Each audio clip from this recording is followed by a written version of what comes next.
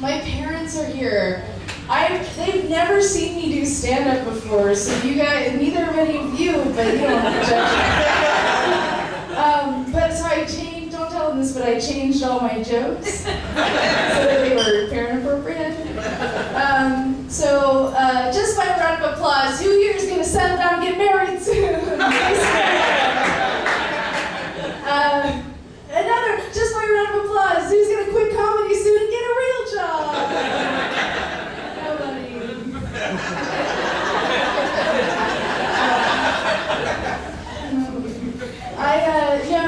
I know, they're good, they don't care, so it's fine.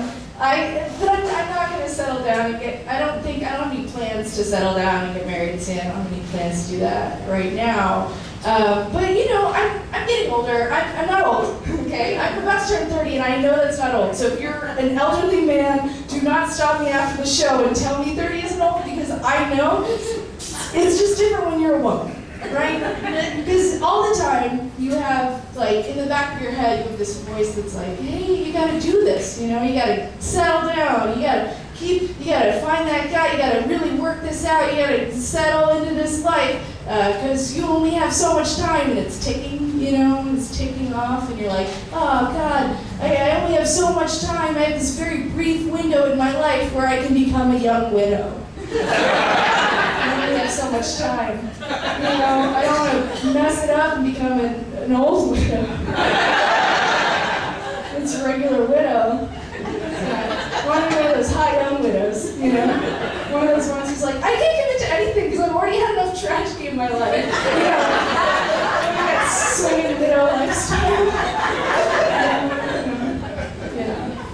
Do you guys have coffee jingle here? You do. You have coffee jingle here. Transition. He's not the one. Don't worry. Do you think that Bobby Jindal would be more into abortion if we called it an exorcism instead? If you were like, you've done plenty of these. Come on. Because it's like, why won't you let me have the most important one of all? It's not okay. I heard that a couple weeks ago, Rick Santorum, if you're familiar, he said that he thought it was appropriate that women should be on currency. That a woman should be on whatever dollar, I don't know what they're doing. They're putting Harriet Tubman on something. And that was funny because if you're familiar with the politics of Rick Santorum, already a joke in itself, you know that that's a very progressive stance for him. Oh yeah, women on currency, that's appropriate. You know, that's the word he used, that's why it's funny to me. Like, what are people afraid, what are people resistant to that? Like, what are they afraid is gonna happen? Like, are people gonna just stop using money? Oh, there's a woman on that money, I'm not using that pussy money, are you joking? I'm not gonna touch that. You know, like, and then the economy collapses, like, you're being held up by some guy, and you're like, you won't even give him your wallet, because you're like, he's gonna know I'm not a real man, I got all this pussy money, and he just beats the shit out of you, because you won't give him your wallet, but it's worth it. But I actually recently realized that we have had women on 2 forms of currency so far, and we don't make them anymore because people don't use them. You ever see a Susan B. Anthony dollar? You ever see that Sacagawea dollar? No. Maybe at the post office, they have to use it. Pussy money. That's how they are. That's who they are. The world is bad. That's what I'm trying to get at. The world is really bad. It feels lately like it's endless, right? Like it's just one terrible thing after. It just feels awful all the time. And you're like, oh, I get why people are making conspiracy theories, you know? It makes sense now that you're like, oh, you're trying to connect the dots of this nightmare we're all living together. I've been getting into them lately. Anybody, any of you? No conspiracy theories. Good for you.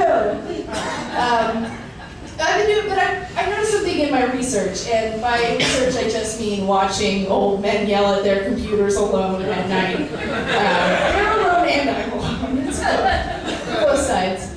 But I noticed something. Like, you don't really see female conspiracy theorists and/or conspiracy theorists of color, and I think that's because we already know. Okay, you're telling me there's a group of rich white men who have all the money and power in the world, and they use all that money and power to keep all the money and power? You got a name for it? You got to put a name for it. Good for you. Congratulations. You figured it out. But I tried to help. I tried to do something, because we're all just trying to do something. I went to a demonstration recently in New Orleans. We're kind of relaxed in New Orleans. I don't know how Lafayette is, but it was very light. We just kind of, our demonstrations are weak because we can't get our shit together. We're drunk. No, it's okay. But there were no floats, so we didn't know what to do. Everybody showed up at a park, and there was no leader, so we all kind of just stood around for a while until somebody was like, well, we should march. And so we followed that person. And we chanted things that white people should never say. We chanted, whose streets? Our streets. Our streets? You don't have to say that. Like, you just say the first part, and then everybody else can take care of the other part. White people, you just say the first part, okay? Ask the question, don't say the answer. The whole point of this is that it's not for you. And so we went in a circle, and then we got back to where we started, because that's what you do, so that nobody gets confused or is too far from their car. You start. And we were all kind of dejected because because the world was still bad. Like, we hadn't fixed anything. We did it, but we didn't fix anything. And so we were all sitting around, and then finally this gutter punk stands up. God bless him, he yelled, let's block the highway! Which is a thing that's happening all over the country to great effect, because it's very visible and it's a good idea, and I just want to emphasize that I think it's a good idea and I think everybody should do it. However, in that moment, I had to make a decision, okay? And something that you guys don't know about me is that my family all joined a cult in the 70s. That's why I have this crystal, okay? And because of that, I know that I'm genetically predisposed to being too susceptible to charisma. I can't do it. So I had a vision that I knew what was going to happen. Okay, if I followed that sad gutter punk to the highway with everybody else, I don't think it ever happened, by the way. But if I followed them, I knew that I would end up the fourth wife of a man named Winchester, and one of the other wives would be Gaia, and like he would just have me pumping out kids until we all committed group suicide, and then our souls went to space to fight the race war. You know, like, I just saw it and I couldn't do it. I had to stop myself, and that's why things are still bad. It's my fault. Such a white person perspective. It's my fault. It was all me. How do you guys feel about doing drugs? It's for you parents. Me either.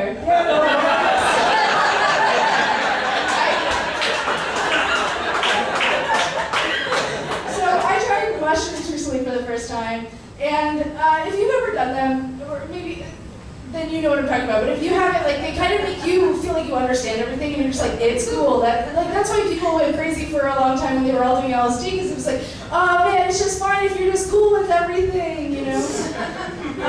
If you just be cool with it, then it's cool. And that's how I felt, and it was great. And I was in this apartment that we have a few streets in New Orleans where you can drink. Where you drink to excess and then go somewhere else to throw up. This is like a block away from Frenchman Street, and so it's kind of dark. So people would go there. People go there all the time to just pee and throw up and fight and whatever else you do in a darkened street near a place where you can drink outside and yell. I don't know. And there was this couple that was fighting, and on the drugs, right? So they were fighting, and it was just the most boring fight. It was like you're just not any fun anymore. Like, maybe I don't think drinking with your friends is that fun. But like, you know that both of them, like one of them is cheating on the other one and neither of them wants to talk about it, you know, you can just tell. Just hear the tenor, like, it's just there, you know. And I knew in my heart, my drug alcohol heart, that they were over. I knew it. I was like, these people are never gonna, I mean, maybe they'll make up now, but this is a doomed relationship. You know who should tell them? Me, right now.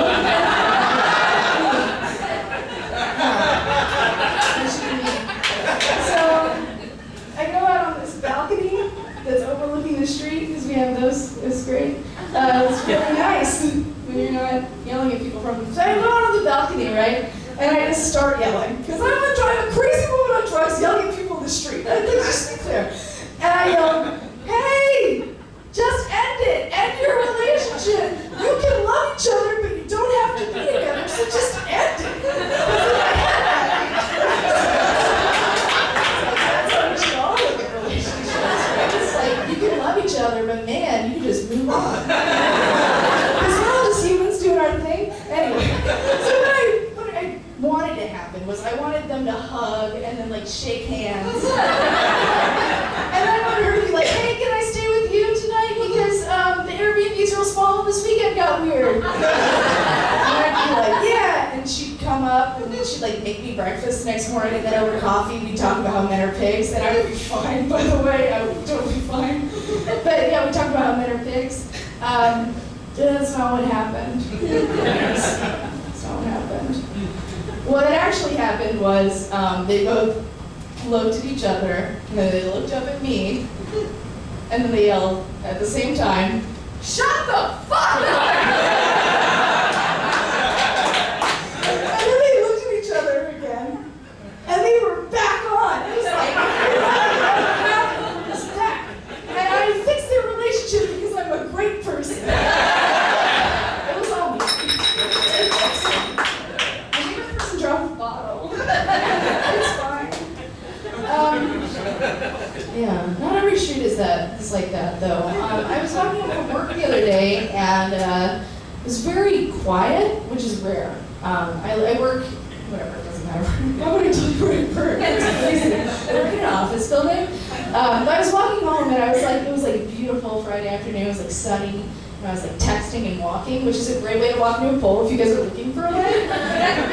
This is a top-notch way to do it. So I'm walking, right? Or get hit by a car, that's another good thing you can do.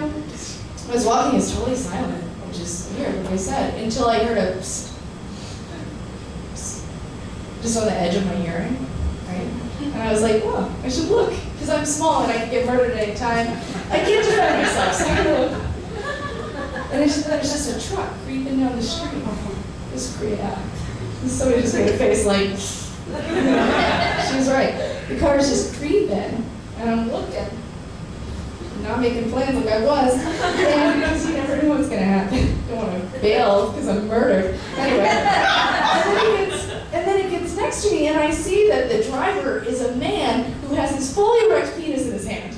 Right, gross. How is he driving? How? I don't know. Guys, I just fucked up that joke really bad, because when parents are here, it's vaguely disgusting. Do you mind if I start it over? Yeah. Do you know?